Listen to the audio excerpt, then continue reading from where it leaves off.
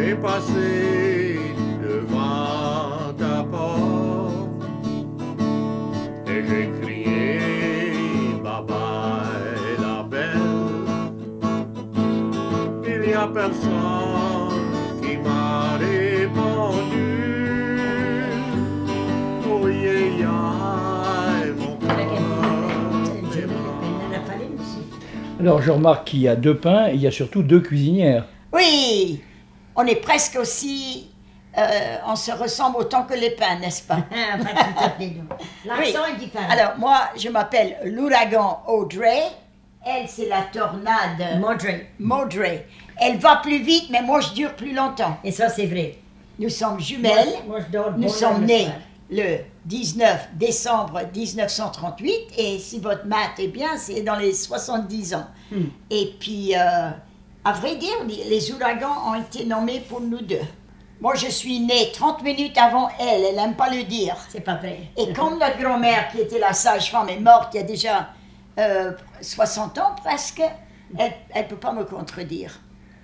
Mais je crois que je suis, enfin, en tout cas, j'étais la plus grosse, je suis restée la plus grosse, et c'est pour ça que je lui ai dit, j'étais née première. Notre mère, qui avait 17 enfants, préparait chaque semaine 4 repas typiquement acadiens. C'était le jambalaya et le gumbo. Le jambalaya, c'est le paella cajun, et le gumbo, c'est un peu comme une soupe, mais c'est toujours le plat principal chez les Cajuns. On va ajouter une tasse de farine. Ça vient la couleur de chocolat noir. Ça va être... ça va devenir très très marron. Et vite. Et si le téléphone sonne, tu ne réponds pas? Tu vois, ça prend les 10 minutes. Ça dépend dessus le feu. C'est un petit peu liquide. Alors là, nous avons à peu près 2 litres d'eau. On va mettre à peu près la moitié dans l'eau chaude. Moi, j'aime les petites chaudières noires, pour ça, les petites pois noirs, mais... Nous allons ajouter les oignons.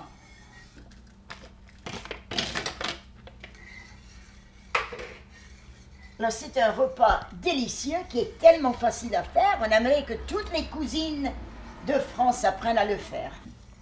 2 cuillères à soupe de poudre d'ail. Et un petit brin de le cayenne pour réveiller la langue. Oui. Pas beaucoup.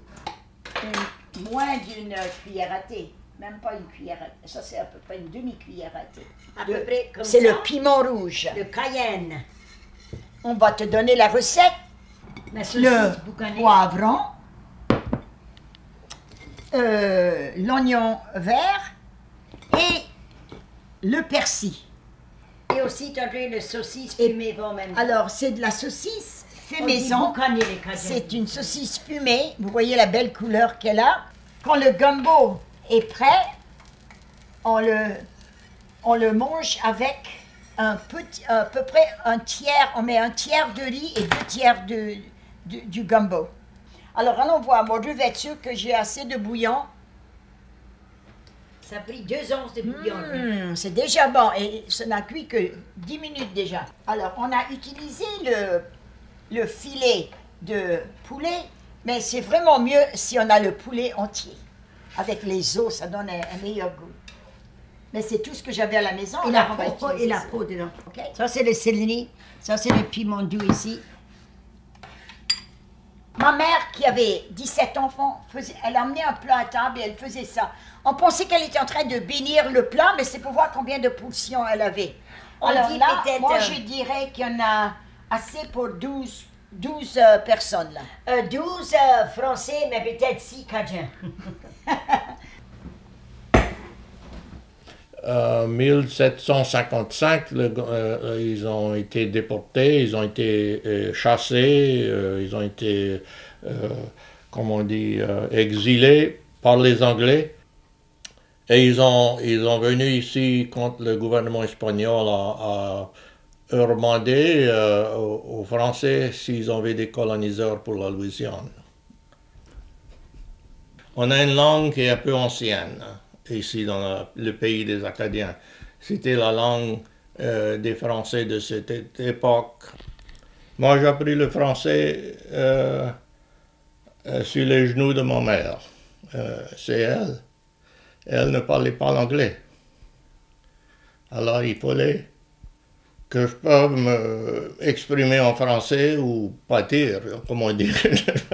J'aurais pas pu faire mes demandes pour du manger si j'aurais pas parlé le français. Alors, c'était nécessaire, quand j'étais petit, de connaître le français. C'est tout ce que ma mère connaissait. Mon père, lui, pouvait se démêler un peu en anglais, si bien que dans le français.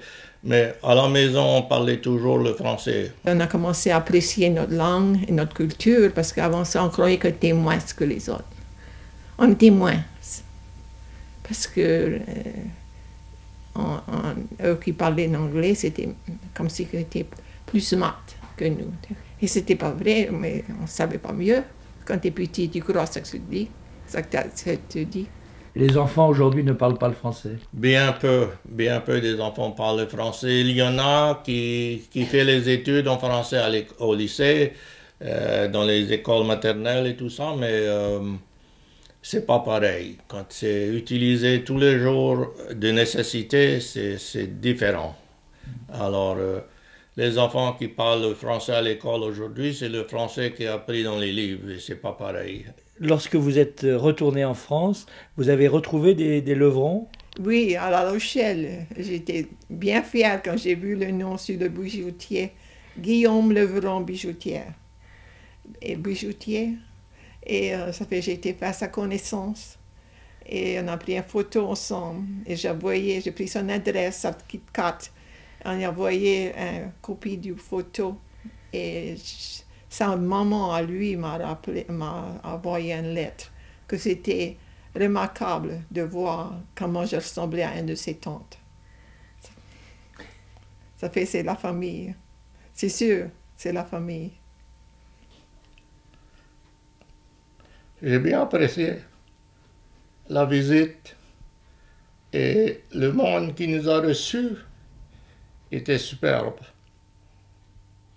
J'aimerais retourner en France et passer un mois, si je pourrais, pour faire des connaissances avec le monde.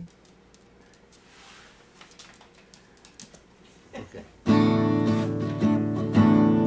Une chanson très ancienne ici, c'est la chanson « J'ai passé devant la porte ».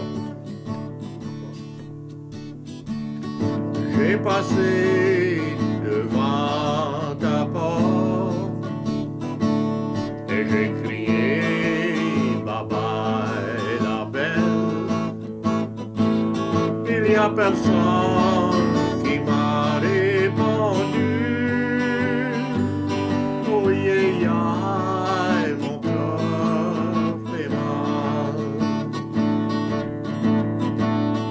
Moi je m'ai mis à observer